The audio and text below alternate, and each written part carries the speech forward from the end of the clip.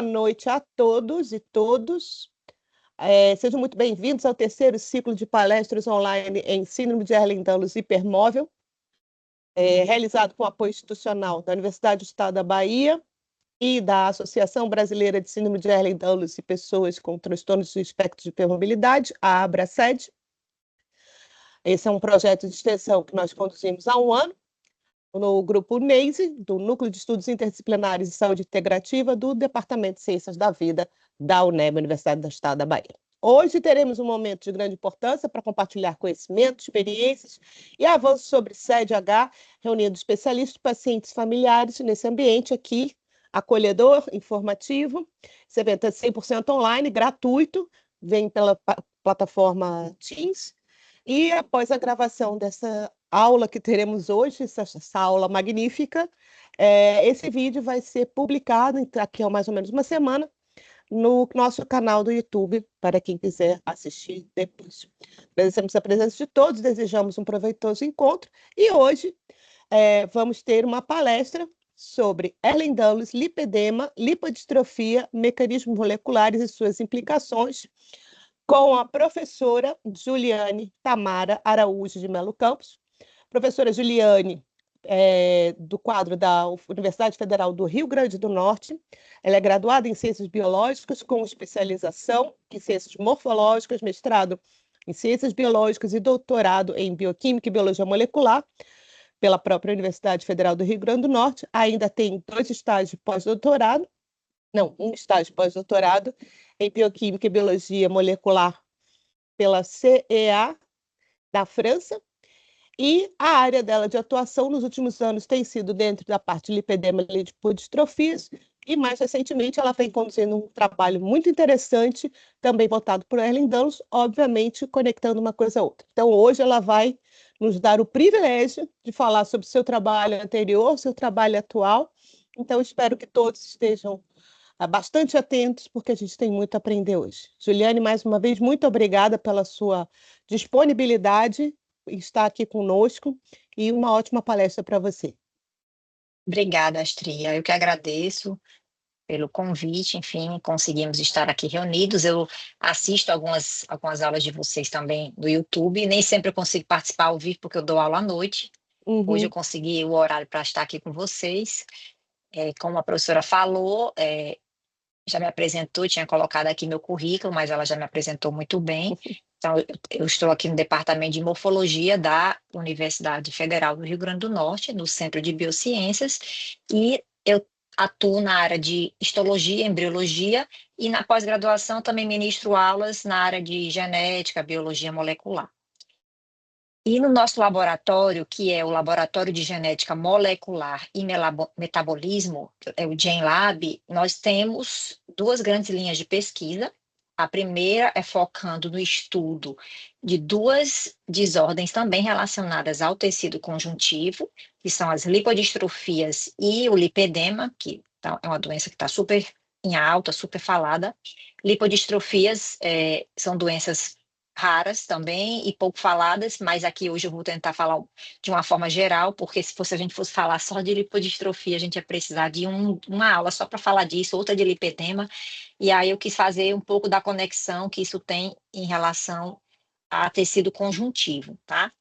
Então, como a professora falou, eu comecei estudando primeiro lipodistrofias e lipedema, na minha linha de pesquisa, há mais de 10 anos eu estudo lipodistrofias, e a síndrome de Ehlers-Danlos foi através de uma aluna minha, a Giovana, que ela tem a síndrome, e ela foi minha aluna, e ela sabia dos meus projetos com doenças raras, e aí a gente foi conversando, e a gente foi vendo um link nas pesquisas que eu fazia, e aí mais ou menos uns 2 anos e meio a gente começou com esse projeto também com a sede, para tentar contribuir com mais achados científicos importantes para a comunidade. Então, eu vou fazer uma apresentação aqui bem geral, algumas coisas eu vou aprofundar, então se tiverem dúvidas, vocês podem no final perguntar, que eu já vi que vocês conversam muito após as palestras, então a gente vai ter esse momento, ok? E aí, para a gente poder falar dessas doenças, vou relembrar um pouco aqui sobre o que é esse tecido conjuntivo, que é um tecido super importante para o nosso corpo, tá? Um tecido que ele é responsável pela sustentação do nosso corpo, pelo estabelecimento e manutenção da forma do nosso corpo. Ele vai estar presente em vários locais, eu vou mostrar uma imagem. Então, além da sustentação mecânica que esse tecido conjuntivo ele vai nos fornecer, tá? Onde é que ele vai estar presente? Derme da pele, tendões, onde os músculos vão se prender aos ossos, ligamentos, tecido conjuntivo, ele vai estar sempre localizado abaixo, por exemplo, das células do epitélio. Então, se a gente falar de pele, tem a nossa pele, o que a gente está vendo aqui externamente, a nossa pele. Abaixo dela, abaixo do epitélio, eu vou ter um tecido conjuntivo super vascularizado, tá? Que vai ser super importante para manter a homeostase desse tecido epitelial que está acima dele, que a gente vai ver. Então, nesse artigo aqui, eu gosto muito dele, que ele fala da proteína colágeno, e uma das coisas que eu sempre gostei de estudar em conjuntivo é essa proteína, porque assim, eu fico impressionada que a gente tem mais de 40 genes só para produzir diferentes tipos de proteínas de colágeno. Então, a gente tem vários tipos. E essa figura, ela nos traz exatamente isso do lado esquerdo, mostrando onde a gente vai encontrar colágeno. Então, vai desde o olho, desde a córnea, até as válvulas do coração, músculo ao redor das células musculares. A gente vai ter um tecido conjuntivo de sustentação e a gente vai ter diferentes tipos de colágeno na pele, como eu falei anteriormente, ligamentos, tendões, tecido adiposo. Isso aqui é importantíssimo, porque muitas vezes a gente vai falar mais na frente de lipodistrofia, lipedemas, e a gente vai ter que conectar fazer essa conexão sobre essa importância das fibras colágenas também quando a gente fala em célula de gordura, tá? Osso, vasos sanguíneos de uma forma geral. E quando a gente vai para a parte B da figura, a gente observa também a importância do colágeno nos diferentes tipos de cartilagem, tá? Então, desde a cartilagem da orelha, as cartilagens costais que estão aqui ligando as costelas a esse osso da parte anterior do corpo, que se chama externo. Então, entre as nossas vértebras, existe também um disco de cartilagem, que nesse caso é uma cartilagem fibrosa. Vamos ter cartilagem do tipo hialina, tá? Em locais onde eu tenho flexão, extensão, onde eu tenho articulações entre os ossos longos do nosso corpo. Então, basicamente, a gente vai ter colágeno no nosso corpo todo. Eu não sei se vocês conseguem observar, mas a gente coloca a classificação desses colágenos com algarismos romanos. Então, vai desde o 1 ao 28, tá? Essa imagem, ela está trazendo de uma forma sucinta aqui os principais colágenos, mas basicamente a gente vai do 1 ao 28. Então, é uma diversidade muito grande de colágeno que a gente tem, tá? Então, vários locais do corpo, inclusive o tecido adiposo, isso vai ter também um impacto importante nas doenças que a gente vai falar hoje. Então, preciso ter um colágeno bem produzido, que vai ficar entre as células desses diferentes tecidos que eu falei aqui na imagem A, para que a gente tenha uma homeostase desse tecido, para que as células consigam se organizar de uma forma melhor. E aí a gente vai ver que esse tecido conjuntivo, a fibra colágena, ela é um elemento importante, mas não é único, existem outros elementos, tá? Então, o colágeno, ele vai ser um dos constituintes do que a gente chama de matriz extracelular, que aqui eu vou falar MEC, tá? Mas além de eu ter uma grande quantidade de matriz extracelular nesse tecido, tem as fibras, né, dentro dessa matriz, e tem outras moléculas, glicoproteínas, que a gente vai falar, e esse tecido conjuntivo, basicamente, ele vai dar origem, quando eu tenho essas fibras alteradas, a inúmeras doenças. São muitas desordens relacionadas ao tecido conjuntivo, que a gente vai ver hoje, tá? E o tecido embrionário que dá origem é o mesoderma. Então, independente se eu tenho uma célula de gordura, se eu tenho uma célula do osso, se eu tenho uma célula da cartilagem, todas elas vão se originar desse tecido embrionário, que é o que se chama mesoderma, tá? Esse artigo ele é bem interessante, que ele vai mostrar justamente o mecanismo de interação entre a matriz extracelular com as células, tá? Então, além das fibras colágenas, além das fibras elásticas e reticulares, a gente vai ter moléculas importantes também que todas elas vão estar interagindo, proteoglicanos, glicosaminoglicanos, glicoproteínas, tudo isso dentro dessa matriz extracelular. E as células, que dependendo do tecido que a gente estiver falando, vai ser um fibroblasto, vai ser um condrócito, vai ser, se for no osso, um osteoblasto, tem outros tipos também de células, aqui eu estou falando de uma forma geral. E todas essas células, elas vão produzir essas fibras da matriz. Então, quando a gente vai para uma imagem, aqui é um esquema, daqui a pouco eu vou mostrar uma imagem histológica, então a gente vai ter o tecido epitelial, tá? São as células, como eu falei no exemplo da pele, são as células mais superficiais, então imagine que aqui estaria em contato com a superfície externa. E abaixo desse epitélio, a gente vai ter o tecido conjuntivo, tá? Que é o tecido de sustentação, onde a gente vai ter, por exemplo, aqui uma célula desse tecido, pode ser um fibroblasto, e várias fibras que vão estar aqui interagindo. As fibras colágenas, as fibras elásticas, dependendo do tecido, eu também vou ter fibra reticular, que é importante também para manter, principalmente em órgãos que têm muita alteração de forma, de volume. Tá? Então, todas essas fibras vão interagir com moléculas importantes. Por exemplo, esses glicosaminoglicanos, um exemplo que ele coloca aqui, que é o ácido hialurônico. Então, imagine que eu tenho essas fibras nesse tecido conjuntivo, e essas fibras também são importantes para manter a organização dessas células mais superiores aqui do epitélio. Então, a gente precisa ter uma matriz extracelular com fibras bem formadas, para que as próprias células, os fibroblastos, se tiver no tecido conjuntivo propriamente dito, as células da cartilagem, como os condrócitos, elas possam exercer a sua função de uma forma adequada, tá? E aí, de uma forma mais resumida aqui, ó, cada tracinho azulzinho desse aqui é representando uma fibra dessa matriz extracelular, os fibroblastos espalhados aqui, e eu preciso que essas células interajam com essas fibras para que elas realmente executem suas funções e mantenham o equilíbrio aqui desse epitélio. Então, o tecido conjuntivo, ele vai estar relacionado com várias funções, inclusive a manutenção da função das células epiteliais, tá?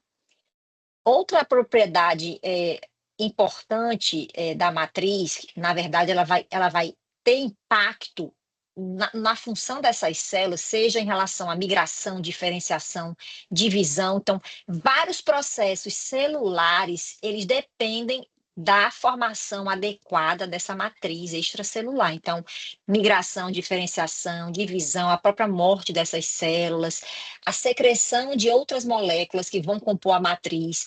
Então, a matriz extracelular, a rigidez dela, a viscoelasticidade dela, como ela se degrada, existem vários parâmetros, várias propriedades importantes dessa matriz extracelular que vão permitir que as células, tanto desse tecido conjuntivo quanto do tecido epitelial, exerçam suas funções de forma adequada, tá? E vai desde a migração, diferenciação e divisão das células, até o processo de morte dessas células também tem papel da matriz extracelular aí. Então, por isso que hoje a gente vai falar de 3 tipos de desordens relacionadas ao tecido conjuntivo, e a gente vai ver de forma diferente como é que eu vou ter alteração nessa matriz, o que é que a gente tem de estudos mais atuais sobre isso, tá? Só relembrando um pouco da histologia, o tecido conjuntivo, que a gente está tratando agora nesse momento, que é o propriamente dito, ele pode ser dividido em frouxo, denso não modelado e denso modelado, e isso vai depender muito da forma como as fibras estão presentes ali, principalmente as fibras colágenas, como é que elas estão distribuídas, tá? Então, normalmente, abaixo do epitélio, a gente vai ter o frouxo, tá? Ele tem a quantidade de fibras também presente ali, mas o denso, normalmente, ele tem uma quantidade de fibras maior, tá? E aí a gente vai ter um denso, esse aqui de cima é o modelado, as fibras elas estão muito mais organizadas. No tecido conjuntivo denso não modelado, que está aqui embaixo, as fibras colágenas, que estão marcadas em um vermelho, dependendo aqui, para mim está vermelho, e aqui está um pouco mais rosa. Aqui a gente vê que as fibras elas estão em direções diferentes, são várias direções aqui, então não está tão organizado. Então, aquele exemplo de tendão, ligamento, a gente encontra esse tecido conjuntivo denso modelado, que é importantíssimo para fixar esse músculo no osso. O não modelado, ele também vai estar abaixo do frouxo, então é um tecido de sustentação, que não é tão resistente à tração, a forças ali, como é o modelado, mas ele também é super importante. E a distribuição, a formação das fibras colágenas, ela vai ser importante também para que as células que estão aqui, os fibroblastos e as outras células, os mastócitos, os macrófagos, os neutrófilos, várias células que vão estar no tecido conjuntivo, vão migrar também nesse tecido conjuntivo. Então, preciso ter uma formação adequada dessas fibras, não só as fibras colágenas, como as fibras elásticas, as fibras reticulares, tá? Para que essas células consigam exercer sua função ali naquele tecido. Então, é muito importante que essas fibras sejam bem formadas.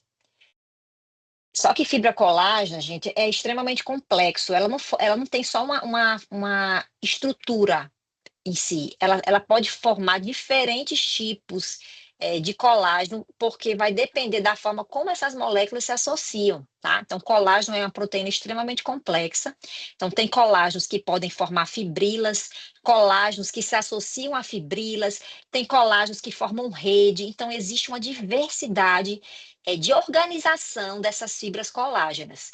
E aí, dependendo da molécula, se é o colágeno tipo 1, tipo 2, tipo 3, e assim vai, porque a gente viu que pode ir até o 28, então você vai ter diferentes tipos de estruturas que que essas proteínas de colágeno podem formar ali nessa matriz extracelular. Então, é complexo formar a fibra colágena dentro da célula e fora da célula, ela ainda precisa ter todo um arranjo para que realmente ela exerça a sua função. E aí, nesse mesmo artigo, ele traz aqui um detalhamento do que acontece dentro da célula, tá? Lá no organela, que é o retículo endoplasmático, como é que essa molécula vai ser formada, que processos vão acontecer após a síntese dessa proteína. Quando essa proteína colágeno sai do meio intracelular e vai para o meio extracelular, o que é que vai acontecer? Que processamentos são esses para eu ter os diferentes tipos de estruturas de colágeno? Se eu vou ter uma fibrila, se eu vou ter um colágeno que está ancorado às fibrilas, ou se eu vou ter colágenos em rede, tudo isso vai ser definido também nesse meio extracelular. Então, a gente vai ter várias enzimas que vão estar relacionadas tanto com a síntese da molécula do colágeno, quanto com o seu processamento intra e extracelular. Então, é bem complexa essa síntese do colágeno, das fibras colágenas. Né? E geralmente nos livros eles falam muito do procolágeno, do colágeno. Então, procolágeno é uma molécula maior que ela vai ser clivada para gerar o colágeno, que vai ser a molécula madura. Tá? Aqui é uma figura simplificada do que acontece, realmente é um processo bem mais complexo, mas o colágeno, ele é uma proteína que precisa de várias etapas, tanto intra quanto extracelulares, para eu ter realmente a molécula madura, e depois disso eu ainda preciso ter os diferentes tipos de organização dessa proteína dentro da célula. E aí você tem várias etapas, vários genes envolvidos, porque vários genes que vão produzir várias enzimas que vão atuar nesse processamento que eu mostrei na imagem anterior, tá? E também nessa etapa final aqui de formação da molécula de colágeno madura, tá? Quando a gente fala de cartilagem, esse artigo ele vai trazer de uma forma simplificada, detalhando apenas a fibra colágena, tá? Não estamos falando aqui de fibras elásticas, mas elas também vão ter um papel importante na manutenção da cartilagem, principalmente a cartilagem elástica. Aqui ele está focando na cartilagem hialina, tá? Porque a gente tem 3 tipos: cartilagem hialina, fibrocartilagem e cartilagem elástica. A cartilagem hialina, que vai estar na superfície dos ossos que se articulam. Fibrocartilagem, ela é mais rara, ela vai estar entre os discos intervertebrais, ou seja, entre as vértebras. Então, independente da molécula de colágeno que esteja presente ali, por exemplo, na hialina a gente encontra muito colágeno tipo 2, mas também existe colágeno tipo 9, colágeno tipo 11. Na fibrocartilagem a gente tem 1, 3, tem colágeno tipo 12, e colágeno tipo 14, tipo 5, aqui ele está mostrando esses principais. Mas, de qualquer forma, essas moléculas elas precisam se organizar, estar numa conformação correta para que eu tenha uma melhor organização dessa matriz extracelular e, consequentemente, a função das células da cartilagem, que são os condrócitos, que aqui está sendo mostrado só um pedacinho dele. E veja que aqui no meio, gente, essas linhazinhas aí coloridas, pretas, azuis, são diferentes moléculas que estão aí, tanto de colágeno, quanto de glicosaminoglicanos, proteoglicanos, tudo isso aqui interagindo para manter esse tecido funcional. Então, eu preciso ter toda uma organização molécula de colágeno, ela vai formar fibrilas, essas fibrilas vão formar fibras maiores, e aí eu vou ter colágeno que forma rede, ou colágeno que está associado a essas fibrilas. É bem complexo essa formação do colágeno. E por isso que a gente precisa, na hora que a gente vai analisar de fato a parte molecular, que eu vou falar mais para frente, a gente precisa fazer testes moleculares que a gente acabe incluindo mais genes e não ficar em genes só que a gente já conhece, porque fica difícil da gente descobrir quais outros possíveis genes podem estar associados a esse processo de má formação das fibras colágenas, de estabilização das fibras colágenas. Então, a gente precisa ampliar o nosso olhar para outros genes.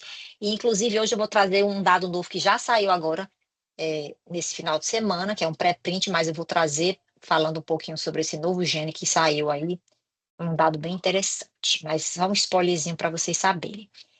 O colágeno, pessoal, é tão importante até para a formação, desenvolvimento da cartilagem, tá? Não é só ter colágeno quando a célula da cartilagem está madura, não. Para a formação da célula da cartilagem, a gente também precisa de colágeno. Então, aquela célula-tronco mesenquimal, que é importantíssima, que vem lá do mesoderma, que vai dar origem a todos os tipos de células do conjuntivo, a célula-tronco mesenquimal, ela expressa muito colágeno tipo 1, tá? E essa célula, ela vai se diferenciar, vai começar a se agregar, a condensar, para poder formar a célula da cartilagem, que é essa que está em azul, que é o condrócito, a célula madura. Porque antes disso aqui vai ter a outra célula, que é o condroblasto, e depois a gente vai ter o condrócito, que é a célula madura. Então, colágeno tipo 1 é super expresso na célula tronco mesenquimal. Colágeno tipo 6 é importante para esse processo de diferenciação dessas células tronco em condrócitos, tá? Então, aí esse condrócito ele vai expressar vários outros tipos de colágeno, tá? A gente sempre fala principalmente do colágeno tipo 2 e tipo 1, quando a gente está estudando cartilagem, mas existem vários outros tipos de colágeno, inclusive na fase de mais maturação dessa célula, a gente vai ter colágeno 10, 13 e assim vai.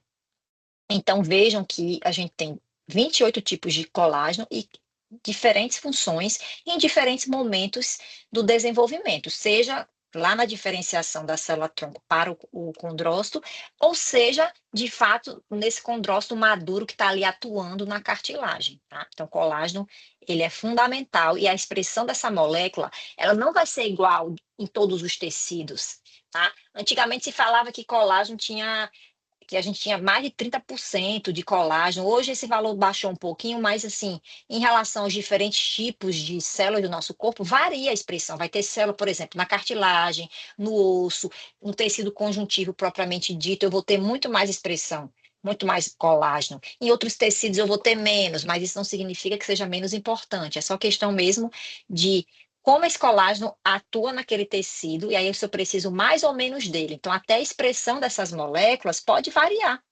E isso pode também ter uma significância importante quando a gente for falar de SED, for falar de lipedema, de lipodistrofia, porque eu vou ter moléculas de colágeno diferentes sendo afetadas em diferentes tecidos. Tá? Essa imagem é a imagem onde a gente, de fato, tem uma lâmina histológica corada com corantes específicos para que a gente consiga definir o que é tecido conjuntivo. Então, aqui em cima é um exemplo da pele, eu já falei desde o início dessa aula. Aqui está o epitélio, e eu mostrei até uma imagem, um esqueminha para vocês, mostrando que abaixo desse epitélio a gente vai ter o tecido conjuntivo. Logo abaixo aqui vai ser aquele tecido conjuntivo frouxo, tá? E aqui embaixo a gente já começa a ver um pouco do tecido conjuntivo denso. As fibras colágenas, elas já ficam mais com um diâmetro maior, tá? Aqui elas são mais delicadas. Então, aqui é o frouxo, aqui embaixo já é o denso. Então, veja que eu vou ter várias células espalhadas nesse tecido conjuntivo, que são esses núcleos mais escuros, que são os fibroblastos, principalmente. Então, eu tenho todo um tecido conjuntivo de sustentação presente aqui, dando apoio para esse epitélio, auxiliando na migração das células, nutrindo esse epitélio, porque esse tecido conjuntivo ele é muito vascularizado. Inclusive, nos vasos sanguíneos, a gente vai ter fibras colágenas e elásticas também. Então, por isso que na sede tem muito comprometimento vascular. devido a alterações na formação do colágeno, que também está presente nos vasos sanguíneos, tá? Na camada média, principalmente, e na camada mais externa, que é a camada adventícia desses vasos. Nessa outra imagem aqui, um tecido conjuntivo denso modelado de tendão, tá? Então, aqui a gente observa uma quantidade muito boa de fibras colágenas, tudo aqui rosinha, que elas atraem um corante específico, que a gente chama de eosina. Então, fica esse tom mais rosinha, meio avermelhado, e os núcleos dos fibroblastos, que são um pouco maiores, e quando o fibroblasto já está uma célula mais cansada, já trabalhou bastante, ela vira fibrócito, que é essa célula com um núcleo mais achatado. Então, a gente consegue observar como a fibra colágena está presente na nossa pele, no tendão, e em vários outros locais que eu mostrei naquela imagem inicial, como é importante esse tecido conjuntivo para o nosso corpo. Tá? Na cartilagem, aqui é uma cartilagem fibrosa, porque é o disco intervertebral, que fica entre as vértebras, então os condrócitos aqui eles já formam fileirinhas, tá? Diferente dos outros tipos de cartilagem, eles formam fileiras, e eu tenho uma mistura aqui nessa cartilagem, eu tenho uma mistura que é a cartilagem hialina com tecido conjuntivo. É uma cartilagem muito rígida, muito forte, por isso que ela está entre os discos intervertebrais, porque a gente precisa ter mais suporte aqui no nosso esqueleto axial. Então, é uma cartilagem muito importante, tá? E as fibras colágenas, a gente vai ver, são essas fibras mais rosas aqui no meio, que como essa cartilagem é uma mistura de cartilagem hialina, que é essa parte onde eu tenho ao redor das células está mais roxo, e aqui eu estou vendo as fibras colágenas um tom mais rosinha, que é característico dela, tá? Existem, gente, muitas doenças relacionadas ao tecido conjuntivo, não só em relação ao colágeno, alterações no colágeno, mas em várias outras proteínas, como, por exemplo, as glicoproteínas. Então, esse artigo é interessante porque ele vai falar justamente como alterações genéticas, como mutações em genes específicos, genes que codificam proteínas da matriz extracelular, como é que isso vai trazer problemas? Qual é a relação que tem? Porque às vezes o mesmo gene ele pode estar relacionado a diferentes doenças. Então, por exemplo, aqui, o colágeno tipo 1 tem o gene COL1A1, COL1A2. Aqui ele está colocando relacionado, por exemplo, com a osteogênese imperfeita. Mas esses dois genes, eles também estão relacionados com a sede, tá? Tanto o COL1A1 quanto o COL1A2. Então, dependendo da localização da mutação nesse gene, eu vou ter uma alteração na proteína que, ao invés do paciente ter osteogênese imperfeita, ele vai ter Ehlers-Danlos. Então, isso acontece muito. Existe muita heterogeneidade quando eu penso em um gene específico causando diferentes doenças, e existe muita heterogeneidade dentro, por exemplo, da própria doença, que a gente já discutiu isso aqui em outras aulas que estão disponíveis no YouTube, sobre essa heterogeneidade clínica fenotípica que existe na sede, que também existe nas lipodistrofias, que também existe nos diferentes tipos de lipedema, tá? E aí, mais exemplos aqui de outros tipos de colágeno, outros genes que codificam, aqui no caso, o colágeno 3, que está envolvido com a sede também, tipo 4, principalmente em vasos, nas camadas que eu falei, a túnica média e a túnica mais externa do vaso, a camada mais externa do vaso, tem muito colágeno tipo 3, e assim vai, vários colágenos que vão afetar diferentes tecidos, às vezes diferentes genes afetam o mesmo tecido, por exemplo, pele, articulações, tem muito papel do colágeno tipo 1, colágeno tipo 2, tá? O 4 também ele é importante para manter a interação do epitélio com o tecido conjuntivo. Então, veja, são 28 tipos diferentes de colágeno. Aqui eu coloquei essa tabelinha só com alguns, para a gente ter essa noção da quantidade de doenças que podem estar associadas aqui, no caso, principalmente ao colágeno, mas também tem as glicoproteínas ou glicosaminoglicanos que estão presentes nessa matriz extracelular. Então, lembre-se que é uma rede complexa de várias moléculas ali. E aí, ó, que já pegando para algumas outras moléculas importantes, elastina, apesar da gente falar muito da fibra colágena, que é o que a gente consegue visualizar naquelas imagens que eu mostrei coradas com os corantes clássicos da histologia, A fibra elástica eu preciso usar corantes específicos para eu poder vê-la na lâmina histológica, mas ela é super importante também para vasos sanguíneos de grande calibre, como, por exemplo, as artérias de grande calibre, como a aorta. Por isso está muito associado também com fibras elásticas, com várias outras doenças, por exemplo, como a síndrome de Marfan. Você vai ter problema na formação da fibra elástica, e aí você também vai ter alterações cardiovasculares importantes, por conta da presença tanto de fibras colágenas quanto elásticas nas paredes desses vasos, gente. Então, é bem complexo aqui essa relação que o tecido conjuntivo vai ter com vários tipos de desordens que afetam, de uma forma geral, a formação dessas fibras, migração celular, a própria divisão celular e assim vai, né? Esse artigo saiu recentemente, se eu não me engano, foi em agosto, e aqui ele vai falar justamente, faz uma revisão sobre a importância da edição gênica para o tratamento de desordens relacionadas à síntese da molécula do colágeno. E nessa figura ele vai trazer um resumo do que a gente pode pensar de alterações que podem acontecer num paciente que tenha alguma mutação em um dos genes que codificam as proteínas de colágeno, tá? Então, são 28 tipos distintos, como eu comentei anteriormente, mas são pelo menos 45 genes que estão envolvidos na síntese desses 28 tipos de proteínas. E aí a gente vai ter alterações em vários sistemas, uma vez que naquela figura inicial eu mostrei a distribuição das moléculas de colágeno em vários locais do corpo. Então, a gente pode esperar que, uma vez que esses genes que resultam na síntese dessas proteínas de colágeno estejam mutados, eu posso ter problemas cognitivos, problemas que vão afetar o sistema nervoso, a parte ocular, a parte pulmonar, cardiovascular. Então, já teve aqui várias palestras anteriormente, onde foi focado em sistemas específicos.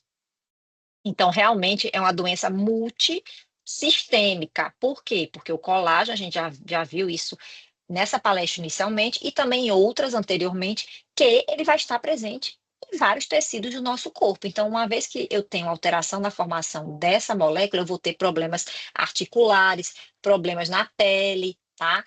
E musculoesqueléticos, cardiovasculares e assim vai. Então, esse artigo ele é bem recente e está bem interessante. Falando de Ehlers-Danlos, já teve muitas outras palestras interessantes. Aqui eu vou focar mais na CDH, no que tem de novo sobre ela, porque se a gente for falar dos todos os subtipos de sede e a parte molecular, ia dar uma palestra só sobre isso, porque tem para os tipos que já têm uma base molecular definida, tá? Então, vocês já sabem, já estão aqui conosco, e quem está chegando hoje, que a sede, ela é conjunto de síndromes. Na verdade, cada síndrome de Ehlers-Danlos ali dentro, a gente vai ter um gene diferente. A gente fala de síndromes de Ehlers-Danlos, na verdade é um conjunto de doenças onde, dependendo do gene que eu tiver afetado, eu vou acabar tendo alteração na produção e na maturação do tecido conjuntivo. Por quê? Porque são as fibras que estão ali dentro, tá? As fibras colágenas, principalmente aqui nesse caso. E aí a gente vai ter alterações aonde? Nas articulações, hipermobilidade, instabilidade articular, dor persistente. Os ligamentos também, eles vão estar mal formados por conta daquele colágeno que está lá constituindo os ligamentos que a gente viu. A pele também vai alterar, normalmente é mais macia, mais aveludada. Vai ter uma hiperextensibilidade da pele, tudo isso por conta dessa formação das fibras colágenas que pode estar alterada, tá? Então, cicatrização, alterações gastrointestinais, que a gente viu na imagem anterior, é uma síndrome, é um conjunto de síndromes onde eu vejo um comprometimento multissistêmico, tá? E essas imagens da sociedade da síndrome de Ehlers-Danlos eu gosto muito, porque ele vai trazer uma discussão importante sobre a questão da heterogeneidade que a gente pode observar nessas síndromes. Inclusive, a gente vai ter características, sinais e sintomas que a gente vai observar em praticamente todos os pacientes, em intensidades diferentes também, mas existem características que são exclusivas para cada uma delas, e às vezes algumas características, alguns sinais e sintomas que podem ser similares em diferentes tipos de sede, tá? E Em relação à sede hipermóvel, que é a única que a gente até então não tem um gene associado, mas hoje eu vou trazer aqui uns dados novos que saíram nesse final de semana. E em relação à sede hipermóvel, aqui ele está mostrando uma pessoa com sede hipermóvel e uma segunda pessoa, os sintomas, os sinais e sintomas aqui. E a gente observa, por exemplo, para a instabilidade das articulações. Essa pessoa 2 existe uma magnitude maior para esse sintoma do que na pessoa 1. Enquanto aqui o que está magenta, dor de cabeça. A pessoa 1 sente mais dor de cabeça do que a 2. Então, dentro ali, mesmo tipo de sede, a gente pode ter muita heterogeneidade de sinais e sintomas. Isso também é visto em pacientes com lipodistrofia, em pacientes com lipedema, de uma forma geral, a gente não pode esperar que todos os sintomas sejam iguais, até porque a gente está sempre olhando para genes específicos, que porventura não é o caso da CDH, nos outros casos que já tem alteração molecular identificada, a gente sempre fica olhando para aquela alteração, mas a gente tem que lembrar que cada indivíduo tem polimorfismos em outros genes, e isso também pode afetar a expressividade daquela doença relacionada a um gene específico que esteja mutado. Então, nunca a gente vai poder esperar 100% de compatibilidade, porque cada indivíduo é único. Ele pode ter duas pessoas podem ter a mesma mutação, mas como cada pessoa ela vai ter outras alterações genéticas de menor significado, que não são a causa de uma determinada doença, mas aquilo pode sim afetar a expressividade desse gene que está mutado, tá? Pode ser pior em um paciente do que em outro, dependendo do que ele tiver no seu material genético também de alteração. Então, existe uma heterogeneidade fenotípica e genotípica também aqui na sede. E a maioria dos tipos de sede, eu mostrei uma tabela anterior, nem lembro mais qual foi, de tantas que eu já mostrei, mas que a gente viu vários genes envolvidos na síntese de colágeno. Então, principalmente colágeno 1, 3 e 5, mas existem vários outros também que estão associados. Então, cada tipo de sede, por exemplo, a sede clássica, normalmente é o COL5A1, a vascular é o COL3A1, então a gente vai ter um gene importante de colágeno associado, tá? Mas isso não significa que outros genes de colágeno não possam ter polimorfismos que também, ali de certa forma, possa estar tendo algum efeito. Então, a gente tem que pensar que a gente tem que ampliar nossa visão de ficar olhando só para o gene causador. O gene causador, beleza, ele é importante de ser analisado, mas a gente tem que ver também inclusive outras mutações que podem acontecer no mesmo gene, que não vai ser a mutação mais patogênica, mas outras mutações nesse gene também podem ter algum efeito. Então, a gente tem que pensar muito nisso. É o que a gente está fazendo aqui na UFRN, não só para a sede, mas para as outras doenças, porque a gente está tendo muita heterogeneidade fenotípica de pacientes com a mesma alteração genética. Então, a gente está tentando correlacionar isso com a parte clínica, tá? E essas enzimas que vão estar alteradas, elas desempenham papéis importantíssimos também, não só na síntese de colágeno, mas também na síntese dos glicosaminoglicanos e proteoglicanos, como a gente já discutiu anteriormente. E até o momento, a gente não tinha um gene ainda relacionado à sede hipermóvel, que é o tipo mais prevalente. Por isso que existe uma grande corrida aí dos cientistas que estudam sede, para tentar descobrir que gene poderia ser esse associado ao tipo hipermóvel. E aí, dependendo da sede, a classificação internacional de 2017, ela classificou do grupo A ao F, dependendo se a alteração genética está envolvida com a formação da estrutura primária do colágeno, ou se vai ser no dobramento, ou se vai ser em outras etapas, biossíntese dos glicosaminoglicanos, como eu expliquei para vocês antes, é bem complexo. E muitas vezes a gente olha só para aquela alteração genética e esquece que existem uma rede de interação proteína-proteína dentro das células. Então, na hora que uma proteína está mutada, outras proteínas que poderiam se ligar a ela, e isso resultaria em uma determinada função na célula, eu não vou ter mais isso. Então, a gente tem que olhar também para os parceiros. Tá? Muitas vezes eu tenho uma outra proteína que estabilizaria a minha fibra colágena produzida, e essa proteína ela pode estar mutada, e eu estou no meu painel gênico, eu não estou olhando para essa outra, eu estou olhando só para aquelas clássicas, já aqueles genes clássicos já associados. Então, a gente tem que partir para análises genéticas mais complexas, que a gente consiga pegar mais genes, ou faz um exoma, ou faz um genoma completo.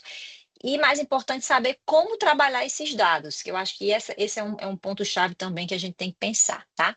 Então, até o momento, a gente não sabe ao certo qual é a etiologia molecular da SED-H, que é o mais frequente, e normalmente o diagnóstico é clínico, né? Sempre ele vai ser clínico. Em lipodistrofia também, assim, em lipedema é uma situação similar, que a gente não sabe ainda qual é o gene envolvido. Tem alguns genes que já foram estudados em alguns pacientes, mas nada ainda concreto, tá? E aí o processo de exclusão do diagnóstico, o papel dos testes genéticos para a SED, a gente está avançando ainda, principalmente porque existem laboratórios que a gente tem painéis diferentes, ao invés do paciente se o paciente tiver como fazer o teste molecular, ele poder fazer um teste, muitas vezes o laboratório vai oferecer 2 testes. Uma parte de um gene em um teste, a outra parte dos genes relacionados à SED em outro teste. Então, o paciente teria que pagar 2 vezes para fazer esses 2 testes, então fica complicado, tá? E aí, como existe muita heterogeneidade na apresentação desses sintomas clínicos, o que acontece é que cada vez mais vai demorando para o paciente ter o diagnóstico. Então, há um atraso, uma estimativa aí de até 14 anos, mas tem casos de literatura que foi muito maior do que 14 anos. Tá?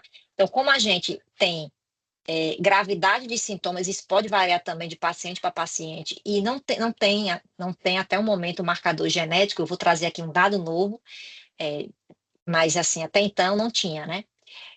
Então, na verdade, a prevalência que tem sido falada nas redes sociais, pelos pesquisadores que estudam SED, é que realmente seja muito maior do que a gente pensa. A gente sempre fala, a prevalência é X, mas na verdade são doenças subdiagnosticadas e muitas vezes confundidas com outras doenças. Então, a gente ainda está longe de ter um dado de prevalência real, tanto para a SED, como para a lipedema, como para lipodistrofias que a gente vai estudar. Lipodistrofias, então, nem se fala, porque até para você conseguir saber que a pessoa tem lipodistrofia é muito complicado e se confunde com outras doenças, como, por exemplo, às vezes o paciente é tratado só como diabético e não se vê que o paciente tem lipodistrofia. Do mesmo jeito, SED, acaba tendo diagnóstico de outras doenças, mas não de SED. Então, a gente precisa avançar muito aí nessa discussão. Painéis genéticos, nós sabemos que são caros, tá? Incompletos, ou divididos em 2, como eu já falei anteriormente, aí o paciente vai ter que fazer 2 testes. Se o paciente quiser fazer uma análise mais completa, um exoma, um genoma completo, ele vai pagar bem mais caro. E assim, muitas vezes nem tem um laboratório na cidade que a pessoa está que faz isso. Aí teria que mandar para outro estado, teria que ver essa logística, como é que seria. Então, é complexo. E a gente precisa desses testes para poder ter esses estudos de correlação genótipo-fenótipo. Quando eu tenho uma mutação X no paciente que tem SED vascular, eu espero que essa mutação realmente ela vá trazer consequências clínicas mais complexas do que uma outra mutação desse mesmo gene em outro paciente que tem SED vascular. Então, muitas vezes, dependendo da mutação, as complicações elas podem ser piores em algum sistema do que em outro, porque isso vai afetar a conexão da proteína colágeno com outras proteínas, essa interação delas. Então, por isso que é importante a gente ter esse dado de correlação genótipo-fenótipo. Para tal mutação, eu espero, de acordo com os dados da literatura, que aconteça isso, isso e isso. Então, eu preciso prever isso para saber o que é que eu posso esperar que o meu paciente vá desenvolver ao longo dos anos, o que é que vai piorar, o que é que vai melhorar. Então, essas correlações são muito importantes. Tá? E o que fazer quando a análise genética é realizada? Isso é outro ponto importante, que eu vejo muita discussão também, porque o paciente consegue fazer a análise molecular dele, tem um painel específico para a SED, mas e aí, como interpretar os dados? Porque hoje a gente vê que a maioria dos médicos eles não têm esse conhecimento molecular para interpretar esses dados. E aí pede os dados brutos, porque é um direito do paciente ter acesso aos dados brutos do sequenciamento. Mas tá, pega o dado bruto. Quem vai analisar esse dado bruto? É um dado completo, bem complexo.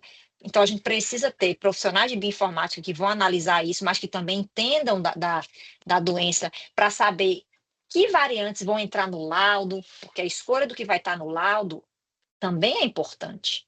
Então, a gente precisa ter profissionais da área da saúde biológicas, biomédicos aí que vão saber fazer isso. Então, por isso que a gente tem que formar cada vez mais alunos compreendendo essa parte molecular, não só da SED, mas de outras doenças, para que isso melhore no futuro, tá?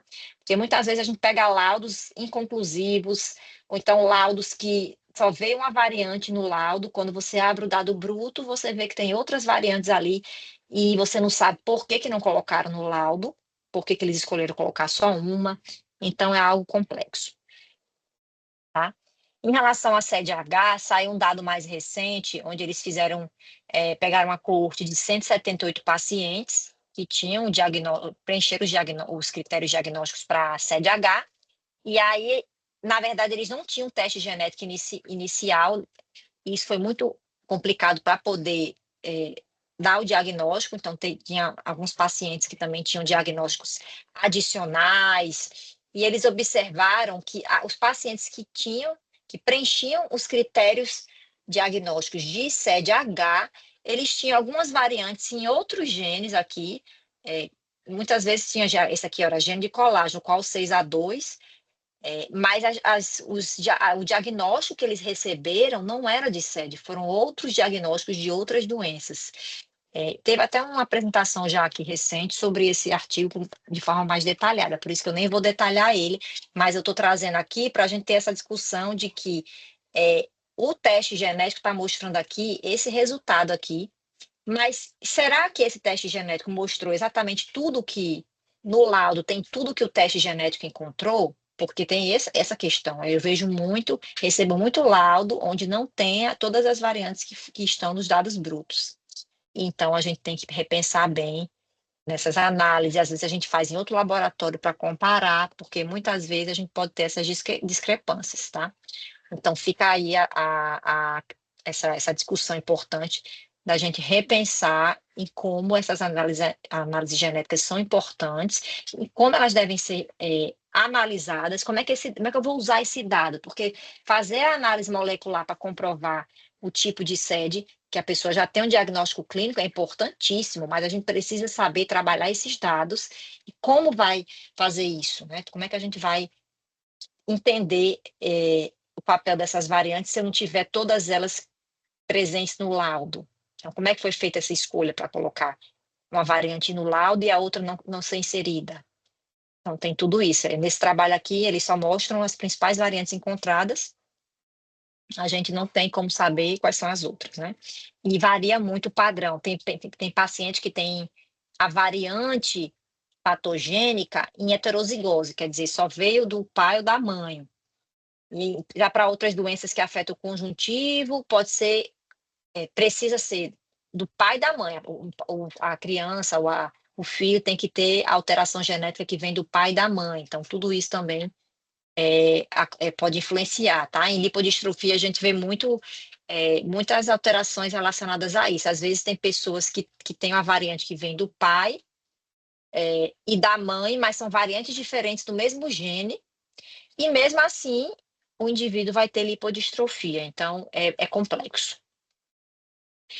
E a importância do terceiro critério, que se fala muito também, é excluir diagnósticos adicionais ou alternativos ou coexistentes, e a importância da gente saber utilizar o teste genético, que muitas vezes é subutilizado, e ele tem um papel importantíssimo, mas a gente precisa saber usar esses testes, de fato. Outro dado que saiu mais recente em relação à CDH foi sobre alguns biomarcadores plasmáticos, porque existe essa corrida para a gente entender melhor como é que a gente vai fazer a triagem. Depois que eu tenho um diagnóstico clínico, o paciente atingiu lá todos os critérios, de acordo com aquele artigo de 2017, mas o que eu posso ter de indicativo, já que eu não tenho nada de alteração genética ainda aí na CDH. Então, nesse trabalho, eles viram que alguns pacientes, tanto com as desordens do espectro de hipermobilidade e com diagnóstico para SED, eles tiveram assinatura compartilhada de fragmentos de colágeno tipo 1 e de uma outra proteína importante para a matriz extracelular, que é a tenacina. Eles fizeram uma análise, que eu vou mostrar aqui a imagem, e eles viram que essas proteínas estão muito mais fragmentadas do plasma desses pacientes, tá? E aí eles viram, será que isso pode ser usado como um critério, um marcador plasmático para esses pacientes com CDH? Então, eles fizeram não só com CDH e pacientes com as desordens de hipermobilidade, eles pegaram outros tipos de doenças também associadas com tecido conjuntivo para ver. E aqui, isso aqui é uma análise que a gente faz, a gente verifica o nível de expressão de proteínas. E aí dá para ver, por exemplo, aqui, quando a gente pensa em hipermobilidade associada à SED também, a gente vê aqui que tem um fragmento nessa altura aqui. Já para essas outras doenças nem apareceu, e aqui, para artrite, a gente vê uma banda com tamanho menor. A mesma coisa para nesse outro lado aqui. A gente vê os pacientes com hipermobilidade, com um fragmento parecido, com tamanho parecido dessas proteínas plasmáticas, e aqui no caso, para artrite, não, a gente vê um fragmento menor. Então, nesse trabalho, ele sugere que pode, de fato, haver essa alteração no tamanho dessas proteínas da matriz extracelular que estão presentes no sangue, elas estão fragmentadas, e isso poderia ser utilizado como um biomarcador para a CDH, né? Foi uma proposta do grupo que saiu recentemente.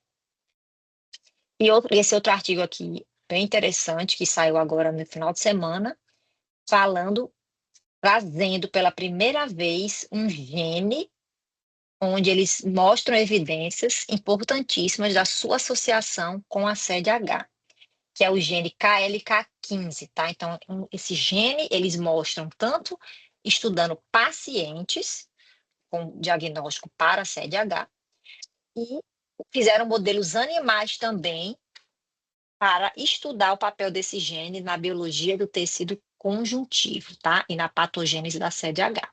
Então, esse artigo é super recente, é um pré-print, significa que o artigo está pronto, está sendo analisado, mas eles já depositaram o artigo para que a comunidade científica já tenha acesso, tá? Um artigo muito bem feito, onde eles fizeram exoma de 200 pacientes com CDH, e aí nessas análises moleculares, eles viram que, basicamente, 14 dos 15 genes desse grupo KLK, que é uma proteína que a gente chama de calicreína, tá? 14 dos 15 genes que codificam as calicreínas, porque vai ter KLK1, KLK2, até KLK15. Eles viram que boa parte desses pacientes tinham uma variante no gene KLK15, ou seja, tinham uma variante patogênica nessa posição aqui, 677, trocando uma guanina por uma adenina e gerando uma troca aqui na proteína. E essa alteração, eles confirmaram em vários membros da família, de duas famílias diferentes, que eles focaram mais nesse estudo. Tá? Então, foi o primeiro estudo super recente que saiu, ainda está sendo analisado, mas já traz essa ideia desse gene que está envolvido aí com CDH. E aí, quais foram as variantes que eles encontraram? Só nesse gene, eles encontraram diferentes variantes. Cada linha dessa aqui, gente, é uma mutação, uma variante patogênica diferente. Aí, essa primeira é que eles focaram, tá? Porque essa daqui, todas as predições que eles analisaram para essa mutação, diz que ela é patogênica ou provavelmente patogênica, tá? E aí, em relação à expressão desse gene nos tecidos, eu joguei aqui nesse site, que é um site que a gente consegue ver como os genes são expressos nos diferentes tecidos do corpo. Basicamente é um gene super expresso no intestino, testículos, em glândulas do nosso corpo, como as glândulas suprarrenais, na tireoide, próstata. E esse gene, esse grupo dessas calicreínas, regulam muitas cascatas celulares, muitas vias importantes que vão incluir justamente remodelação da matriz extracelular, inflamação, tônus vascular e regulação do sistema nervoso autônomo, né? Através do sistema nervoso autônomo. Integridade do tecido conjuntivo e sinalização endócrina, ou seja, é um gene importante para a estabilização das fibras colágenas e elásticas. Então, até então, ninguém estava estudando esses genes. E aí, com o exoma, eles chegaram nessas variantes. No suplemento desse artigo, vai ter também outras variantes patogênicas em outros genes KLK, não só o 15. Mas ele não trabalha nesse artigo. Talvez ele vai estudar isso em outros trabalhos, em outros artigos. Mas, basicamente, esse é um gene candidato aqui que eles provaram, de fato, que está associado com o SED-H. É o primeiro. Como a gente tem outros tipos de SED que tem mais de um gene associado, então não sabemos se existem outros.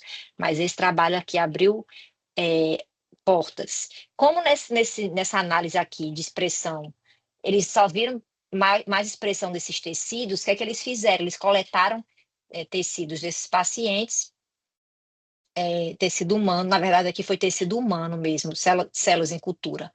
Fibroblastos de pele, células do ligamento cruzado lá do joelho, mastócitos, para ver a expressão desse gene. Aí essa banda aqui, essa bandinha que a gente está vendo branquinha, mostra a expressão desse gene. Então, esses tecidos, fibroblastos da pele, ligamento, a gente vê a expressão nos mastócitos desse gene. E em camundongos, eles também reproduziram e viram um tendão de Aquiles na pele, timo. Então, na verdade, é um gene que tem uma expressão em tecido conjuntivo, de fato, em células de tecido conjuntivo, e isso é conservado entre espécies, porque a gente viu tanto em humanos aqui quanto em células de camundongos, que se usa muito também para estudar, tá? Então, é um gene importante aí para tecido conjuntivo. E eles também mostraram que essa KLK15, a proteína codificada por esse gene, interage com várias proteínas, está pequeno aqui, mas basicamente são muitas proteínas que estão relacionadas com a matriz extracelular. Por exemplo, a fibronectina, que é uma glicoproteína importantíssima para a matriz do tecido conjuntivo, essa LOX, que é a lisio-oxidase, que é importante para a estabilização das fibras colágenas, fibras elásticas. Então, esse trabalho também trouxe isso e muito mais coisa, tá? Dá para fazer uma apresentação aqui só desse artigo, desses dados. Ele está disponível gratuitamente, vocês conseguem baixar esse artigo. Então, foi bem interessante. Mas ainda estamos engatinhando. Esse aqui foi um dado que saiu esse final de semana e pode ser que outros genes também estejam envolvidos. Então, o diagnóstico da CDH ainda continua desafiador, até porque isso foi feito lá no grupo americano. Não sabemos ainda em outras coortes. A gente aqui na UFRN tem um dado de um sequenciamento que a gente sequenciou mais de 7.000 genes em uma paciente que tem SED. Aí, quando eu vi esse artigo, eu já peguei lá os dados que a gente ainda está analisando, que tem muita coisa. E aí eu fui ver a tabela se a gente tinha alguma coisa de KLK15 e outras KLKs. Aí eu vi lá que tem algumas alterações. Eu só preciso estudar melhor para ver. Não tem essa específica que eu mostrei, mas tem outras. Mas aí são cenas para os próximos capítulos, tá, gente? Então a gente ainda precisa estudar melhor e saber, de fato, se esse gene KLK15 recém aí estudado, se ele está associado também na coorte brasileira, por exemplo, pacientes brasileiros que têm o diagnóstico lá, atendem aos critérios de diagnóstico de SED-H, será que esse gene também estaria, essa mesma alteração genética estaria associada ou outras alterações nesse mesmo gene? Então, estamos aí, vamos colocar para frente isso também aqui no Brasil, tá? Agora vamos falar sobre o tecido adiposo, gente. Comecei logo com sede para a gente fazer a conexão com o tecido adiposo, que eu tenho certeza aqui que ninguém quer ter células de gordura, porque todo mundo quer fugir dessas células, mas é um tecido super importante, tá? Que a gente não pode ter nem excesso e nem deficiência dessas células, porque a célula de gordura, ela não é importante só para armazenar a gordura da dieta. Ela também tem papel metabólico, ela tem papel hormonal, tá? Os adipócitos produzem hormônios que vão ser importantíssimos para a homeostase do nosso corpo e, inclusive, vários hormônios produzidos pelas células de gordura interagem com várias outras células do nosso corpo. Então, é um tecido que hoje, na verdade, é considerado um órgão endócrino muito importante. E aí, por que a gente estuda tecido adiposo? Porque hoje em dia a gente tem uma pandemia, vamos dizer assim, de obesidade, obesidade tanto infantil quanto adulta, e outras doenças como diabetes, resistência à insulina, até mesmo inflamação desse tecido adiposo, doenças cardiovasculares, lipedema, lipodistrofia. A gente tem muitas doenças associadas à disfuncionalidade desse tecido adiposo, que é um tipo especializado de tecido conjuntivo, que a gente também tem uma matriz extracelular ali, importante entre essas células. Não em abundância, como a gente viu anteriormente, mas também tem tecido conjuntivo de suporte. E existem três tipos de tecido adiposo, tá? O tecido adiposo branco, que é o clássico, que é esse aqui da imagem, que é a gente praticamente não vê nada dentro dele, vê tudo branco, porque dentro aqui dele vai ter uma vesícula no citoplasma, uma vesícula de gordura, que é onde o que a gente come de gordura da dieta vai ficar armazenado aí, tá? O que a gente consegue da dieta fica aí, as gordurinhas. Então, esse é o tecido adiposo branco clássico, tá? O marrom é esse da direita, que ele tem várias gotículas lipídicas amarelinhas, muito mais mitocôndrias, ele é um tecido muito mais termogênico, tá? Que está envolvido com efeitos positivos no nosso corpo. O branco, ele também tem papel importantíssimo para o nosso corpo. Só que hoje, como a gente tem muito excesso de tecido adiposo branco, as pessoas, aquela busca incessante por medicamentos, por métodos milagrosos para perder tecido adiposo e acabar com essas células de vez, porque, na realidade, na maioria da cabeça das pessoas, ele não serve para nada, mas é um tecido super importante que produz hormônios importantíssimos e a gente vai falar de várias doenças aqui associadas a ele, tá? O intermediário, que não é nem branco nem marrom, é o bege, tá? O bege, ele surge do branco. A célula de gordura branca, ela vai se transdiferenciar, ela vai mudar e vai virar o adipócito bege, que também é termogênico, tá? Isso acontece em alguns locais específicos do corpo, principalmente em modelos animais. Tem muito estudo mostrando que na região próxima da virilha, na região inguinal, pode acontecer esse processo aqui de formação dos adipócitos beges, mas isso acontece por estímulo, exposição a frio, prática de exercício físico, então a gente consegue ter aí uma conversão desses adipócitos brancos para adipócitos beges, só que isso aqui não é para sempre, por isso que está a setinha indo e voltando.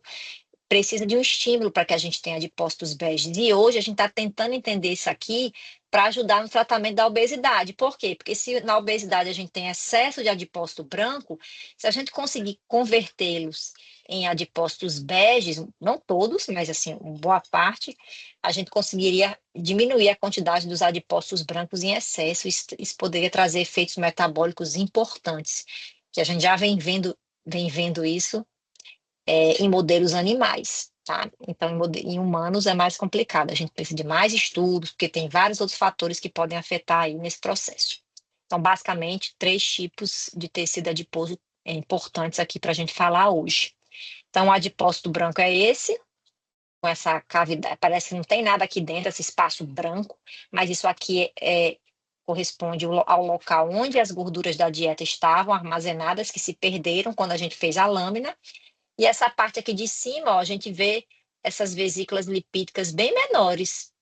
E entre essas células aqui, que são os adipócitos marrons, e entre os adipócitos brancos, ó, aqui dá para ver um vaso sanguíneo, dois, na verdade. E aí a gente consegue ver que entre essas células, apesar da gente quase não ver, mas tem tecido conjuntivo aqui de sustentação, tá? Dá para ver um pouquinho aqui. Entre os adipócitos marrons, a gente também tem tecido conjuntivo. Então, ele é um tecido importante também para o tecido adiposo. Apesar da gente não ver na quantidade que a gente vê por exemplo, na pele, no tendão, na cartilagem, mas tem também tecido conjuntivo aqui entre essas células.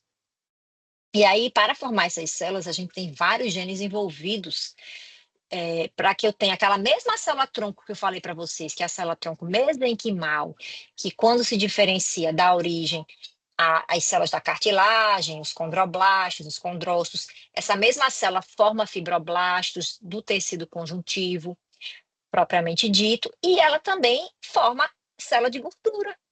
A diferença é o quê? São genes que ela vai passar a expressar que esses genes vão fazer, as proteínas geradas por eles vão fazer com que essa célula-tronco mesenquimal se diferencie em um pré-adipócito e vai sofrer maturação para se transformar aqui num adipócito maduro, que é o branco, com a vesícula lipídica principal aqui, onde a gordura vai ficar armazenada.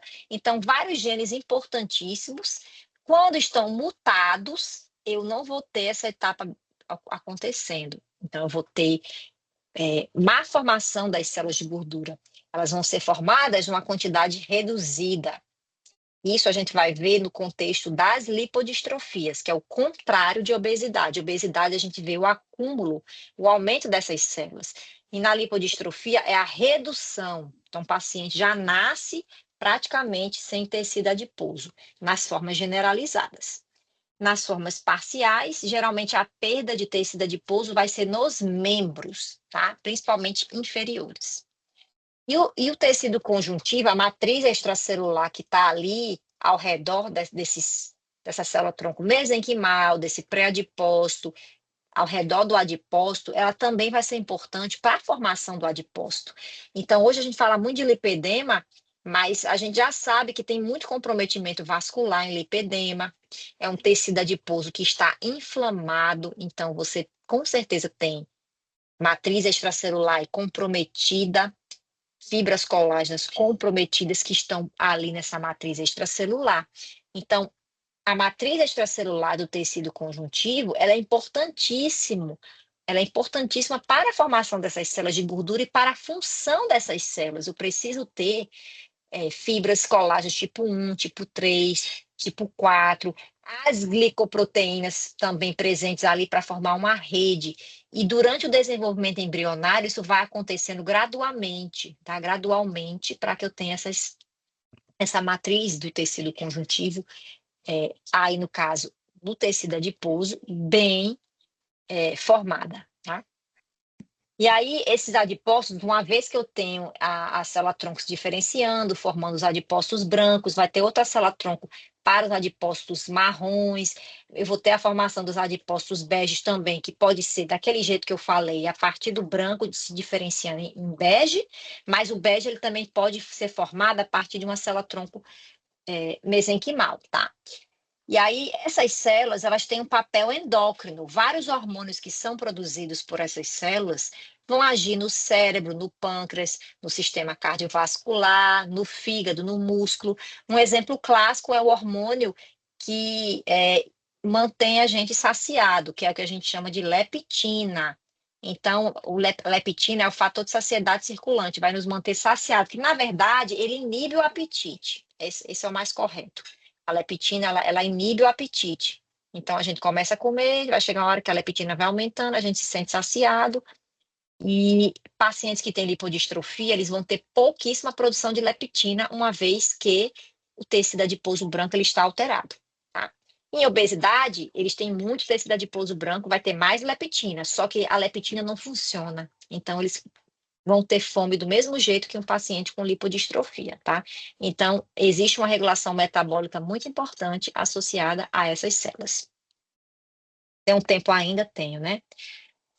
E aí, gente, várias doenças relacionadas ao tecido adiposo, vou falar hoje de lipedema e lipodistrofias. Então, lipedema, vocês já devem ter ouvido falar muito, é uma doença inflamatória, porque envolve justamente esse adipócito que está ali no meio de uma matriz extracelular, que também vai estar disfuncional, tá? E é uma condição subestimada ainda, mas que afeta 10 a 12% aqui da população feminina brasileira, e que recentemente teve o seu CID reconhecido. E aí o lipedema, ele foi muito confundido, ainda é confundido com obesidade, linfedema, é uma doença que já vem sendo descrita desde 1940, mas que ainda tem muita coisa para a gente estudar, diagnóstico também que se confunde, a paciente tem diagnóstico para obesidade, mas não tem para lipedema, e depois é que vai ter, e se tiver, e muitas vezes confundida com linfedema também, tá?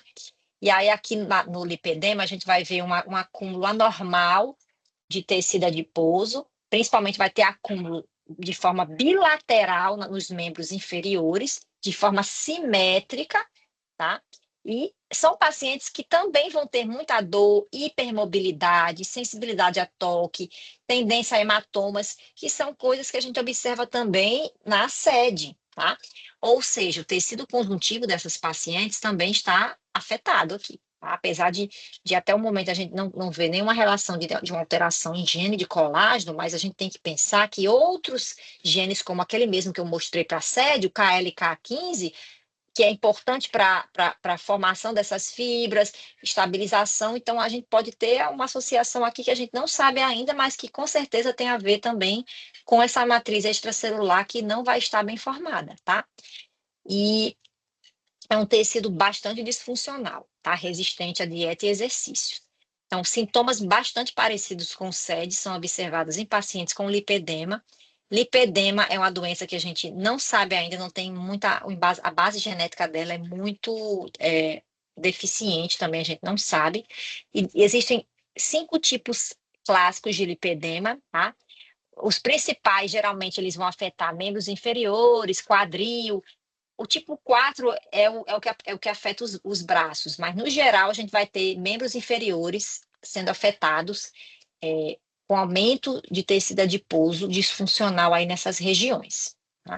E 4 estágios. Então, normalmente a paciente começa no estágio que muitas vezes o diagnóstico passa despercebido, porque tem que ter um olhar bem treinado. E nesse estágio aqui, o paciente tem um IMC normal, e aí vai variando, gradativamente vai tendo um aumento aqui nessa quantidade desse tecido adiposo, e vai chegar nesse estágio aqui mais avançado, e aí o paciente já vai ter também muita dificuldade para caminhar, hipermobilidade é visto já nos primeiros estágios, hematomas super frequentes nessas pacientes. Tá? Então, no lipedema, o que é que vai acontecer? O tecido adiposo, ele aumenta muito, seja por hipertrofia, pelo aumento dessas células em tamanho, ou por hiperplasia, que é o aumento no número dessas células. E aí isso acaba afetando também a matriz extracelular, que está ali ao redor dos adipócitos. As fibras colágenas, você afeta a produção de fibronectina, que vai cair. Então, tem todo um remodelamento dessa matriz extracelular, desse tecido conjuntivo aí associado aos adipócitos, tá? E isso compromete os vasos sanguíneos também. Os vasos sanguíneos, tanto os vasos sanguíneos quanto vasos linfáticos, eles vão ser comprometidos no lipedema. E acaba tendo acúmulo de líquido intersticial, porque esses vasos linfáticos não vão conseguir tirar esse excesso de líquido tecidual e colocar dentro desses vasos linfáticos. Então, tem todo um comprometimento desse tecido adiposo como um todo, incluindo o tecido conjuntivo que está ao redor dessas células, tá? E vários fatores estão relacionados ao lipedema. Tem o fator hormonal, a própria genética, que muitos estudos mostram que existe uma predisposição familiar associada, apesar da gente não saber ainda essa base molecular do lipedema, e normalmente está associada a alterações hormonais importantes, quando a mulher entra na puberdade, gravidez, menopausa, e pode estar associado também ao estilo de vida, sedentarismo e uma alimentação inadequada, tá? Embora vários estudos mostrem que mesmo as pacientes que fazem exercício, têm uma dieta equilibrada, esse tecido adiposo que se acumula, ele é muito resistente, então acaba que a pessoa vai perdendo em outros cantos, mas não perde nos membros inferiores, tá? E aí o diagnóstico e tratamento, ele também tem que ser multiprofissional, assim como na série, porque vai ter um acometimento muito grande nesse paciente, isso vai aumentando cada vez mais de acordo com o estágio que vai avançando.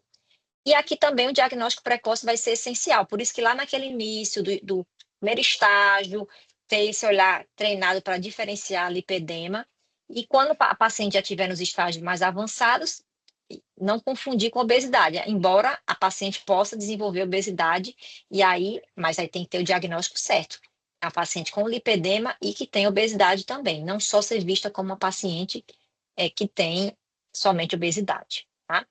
E as implicações clínicas, como essa matriz extracelular que está ao redor dos adipócitos, ela também vai estar afetada, então acaba que a mobilidade desses pacientes vai ficar reduzida, eles são pacientes que também têm facilidade de ter hematomas, pacientes que têm uma hipermobilidade, que a gente não sabe explicar por que ainda que acontece isso, quais seriam as implicações disso e por que a gente encontra muito hipermobilidade em pessoas que têm lipedema, tá? E nenhum gene ainda foi estabelecido.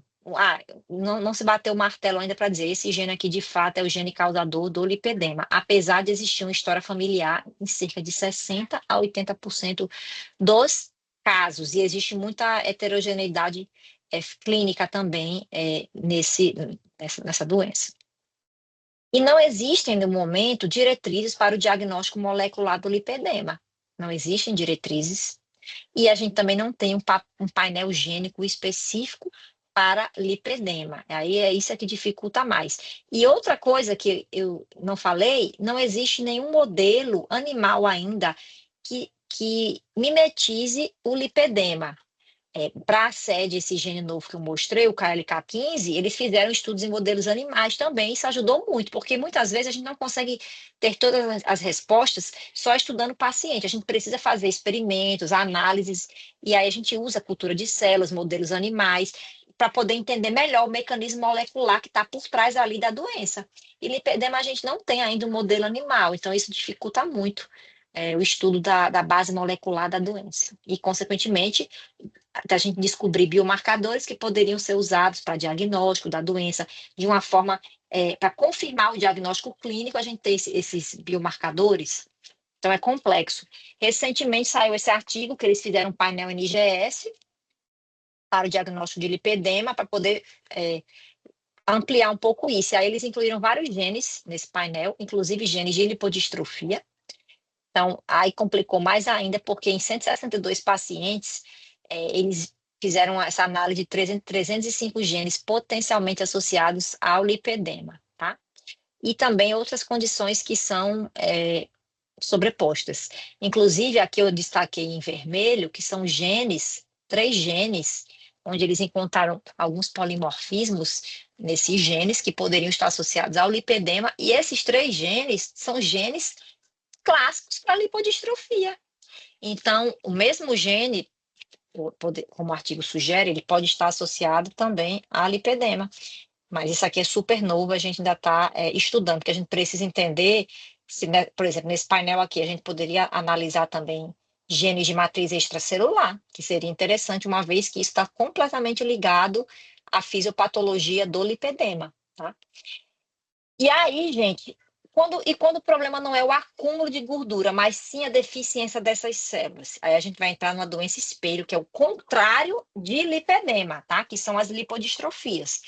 Aqui a gente vai ter basicamente perda de tecido adiposo, aquele branco que eu falei, subcutâneo, de uma forma que pode ser generalizada, tá? Ou parcial, só em algumas regiões do corpo. E são doenças que podem ser genéticas, ou seja, o indivíduo já vai nascer com alteração molecular, ou podem ser adquiridas, tá? Aqui eu vou falar só das genéticas, porque é muita coisa para a gente abordar. Mas, basicamente, elas são o oposto aqui nas formas generalizadas, elas são o oposto da obesidade. E esses pacientes aqui vão ter muitas alterações moleculares semelhantes, como, por exemplo, muita gordura no sangue, colesterol bom vai estar baixo, resistência à insulina, diabetes tipo 2, deposição de gordura, que ao invés de ficar nas células de gordura subcutâneas, como não vai ter, essa gordura da dieta vai para onde? Se acumular em vários órgãos, fígado, pâncreas, rins, nos vasos sanguíneos. As mulheres, elas têm muita alteração no sistema reprodutor, síndrome do ovário policístico, infertilidade, então é uma doença bem multissistêmica também, como a gente vem falando aqui desde o início para a sede também. Tá? E aí existem as formas generalizadas, congênitas, as formas generalizadas adquiridas. E nesses 2 casos aqui, o que vai mudar é que a pessoa já vai ter nascido na congênita e adquirida ao longo da vida. Mas, basicamente, se você pegar uma foto de 2 pessoas que têm lipodistrofia generalizada, vai ser bem parecido. Aí, por isso que é importante ver as fotos de nascimento para saber, essa pessoa já nasceu com, então essa é a congênita, a outra foi adquirida. A parcial, mesma coisa, só que a parcial, geralmente, eles têm perda de gordura nos membros inferiores, que é o contrário de lipedema. Então, como é que isso acontece? Uma doença acumula e na outra perde, tá? Então, uma parcial, independente se é congênita ou adquirida, a perda de gordura, ela vai ser nos membros inferiores, principalmente. Pode acontecer nos superiores também.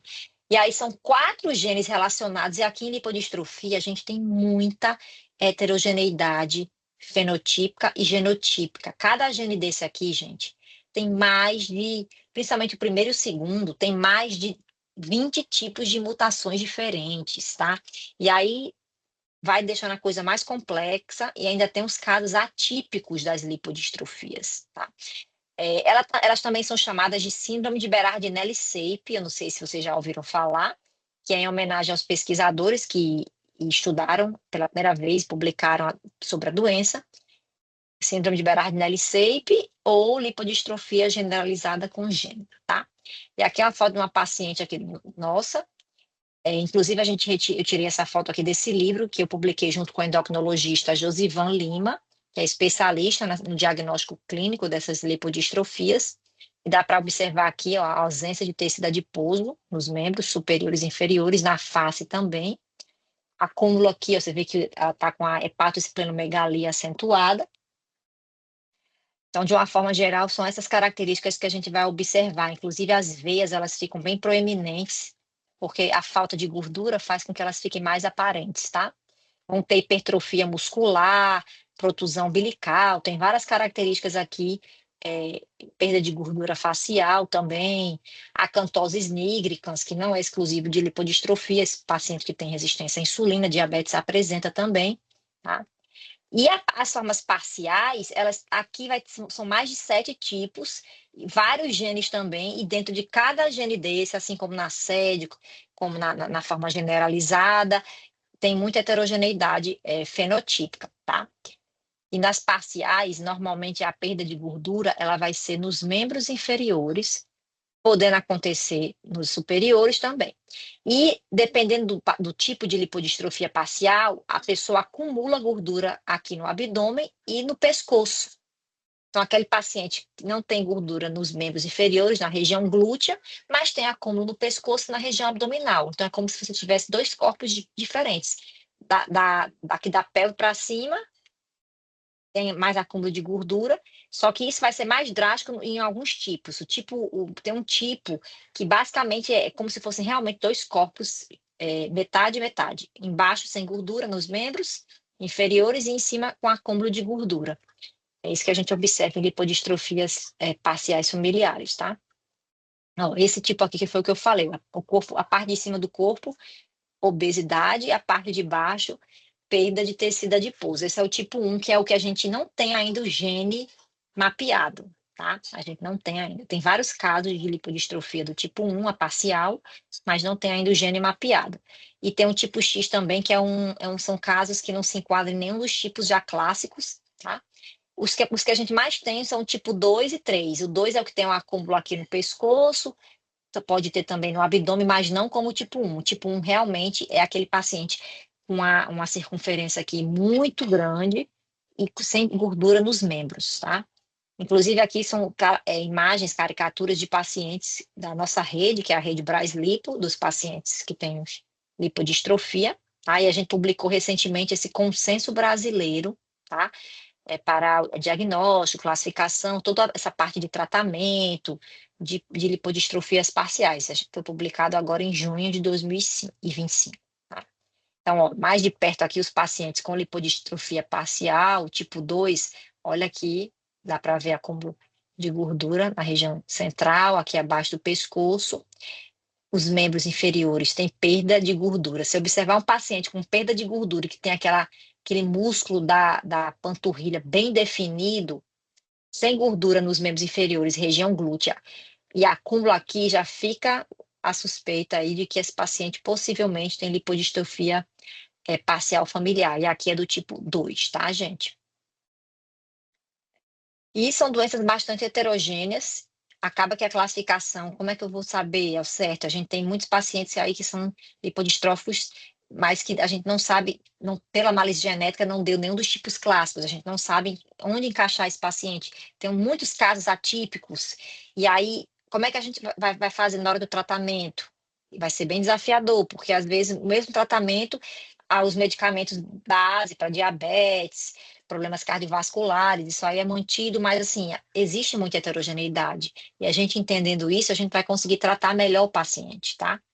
E aí as variantes presentes no genoma de cada indivíduo desses, independente se tem lipodistrofia, se tem SED, se tem lipedema, isso vai deixar mais complexo. A gente não pode só olhar para a variante que vem no laudo quando a gente já sabe qual é o gene associado.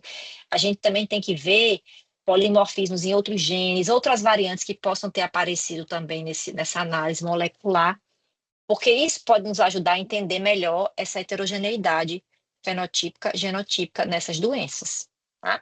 E aí, conhecer a genética dessas desordens que afetam o tecido conjuntivo, ela com certeza vai nos ajudar cada vez mais a obter o diagnóstico correto e também o tratamento mais adequado para cada paciente, tá? Isso é uma coisa importante que a gente tem que sempre pensar e não simplesmente esquecer que as análises moleculares existem e que é o que acontece, elas são subutilizadas, muitas vezes são feitas, mas não são analisadas da forma correta. Então, é outro problema que a gente precisa pensar em como trabalhar isso, né? E aqui a minha equipe do projeto da sede, a Giovana, a Ana Beatriz, o João Vinícius e o Leon, estão trabalhando comigo. A gente fica aqui no Centro de Biociências da UFRN, nosso laboratório fica no Instituto de Medicina Tropical, tá? Aqui do Rio Grande do Norte. Aqui algumas referências e muito obrigada, pessoal, pela atenção de vocês.